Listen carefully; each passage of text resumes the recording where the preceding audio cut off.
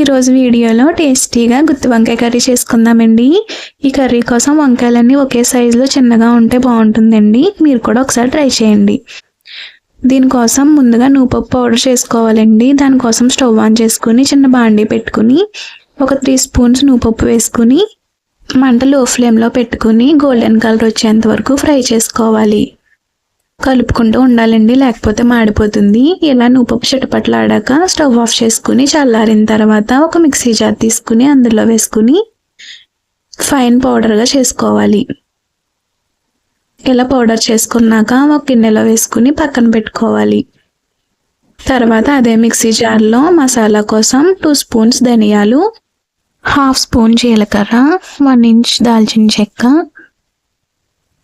ఒక ఇలాచి, 4 లవంగాలు వేసుకుని కొద్దిగా మిక్సీ పట్టుకుని అందులోనే 1 ఇంచ్ అల్లం, 10 నుంచి 12 వెల్లుల్లి రెమ్మలు వేసుకుని ఒకసారి మిక్సీ పట్టుకోవాలి. ఇలా బరగ్గా మిక్సీ పట్టుకున్నాక అందులోనే మన కారానికి సరిపడా ఒక 5-6 పచ్చిమిర్చి, ఒక 3 ఆనియన్స్ ఇలా ముక్కలు కట్ చేసుకుని ఇలా పేస్ట్ చేసుకుని పక్కన పెట్టుకోవాలి. గుత్తి వంకాయ కోసం వంకాయలు ఇలా గుత్తుల్లా కట్ చేసుకుని మధ్యలో పురుగులు ఉన్నాయేమో చూసుకుని వాటర్లో కొద్దిగా సాల్ట్ వేసుకుని వంకాయలు అందులో వేసుకుని పక్కన పెట్టుకోవాలి. ఇప్పుడు మసాలా మిక్సింగ్ కోసం ఒక ప్లేట్ తీసుకుని మనం ఆనియన్స్ పేస్ట్ చేసుకున్నాం కదండి, అది అందులో వేసుకుని 1/2 స్పూన్ పసుపు, మన టేస్ట్కి సరిపడా సాల్ట్ ఇందులోనే వేసుకోవాలండి.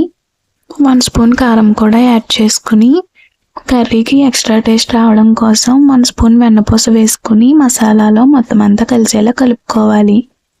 ఇలా వెన్నపూస యాడ్ చేసుకోవడం వల్ల వంకాయ లోపల సాఫ్ట్గా ఉడుకుతుందండి. అలాగే మసాలా కూడా చాలా టేస్టీగా ఉంటుంది. ఒకసారి ఈ ట్రిక్ మీరు కూడా ట్రై చేయండి.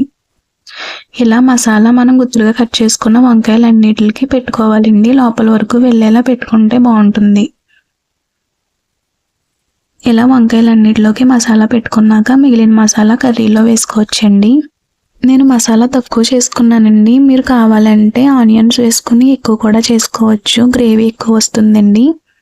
తర్వాత కర్రీ కోసం స్టవ్ ఆన్ చేసుకుని బాండీ పెట్టుకుని 2 స్పూన్స్ ఆయిల్ వేసుకుని ఆయిల్ బాగా హీట్ అయిన తర్వాత మనం మసాలా పెట్టుకున్న వంకాయలన్నీ బాండీ చుట్టూ పెట్టుకోవాలండి.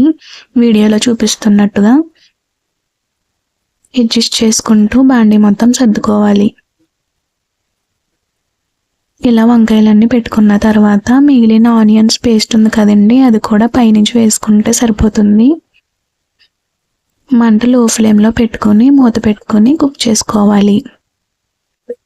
ఒక 10 మినిట్స్ తర్వాత మూత ఓపెన్ చేసి చూస్తే ఇలా మగ్గుతాయండి వంకాయలు. ఇప్పుడు స్లోగా గరిటె తీసుకుని బ్యాక్ సైడ్ కూడా టర్న్ చేసుకుంటే వెనక సైడ్ కూడా మగ్గుతాయండి. స్లోగా తిప్పుకోవాలండి, లేకపోతే వంకాయలు విడిపోతాయి. ఇలా మొత్తం అన్ని బ్యాక్ సైడ్ కూడా టర్న్ చేసుకుని లో ఫ్లేమ్లో మూత పెట్టుకుని ఇంకో 10 మినిట్స్ ఉడికించుకోవాలండి.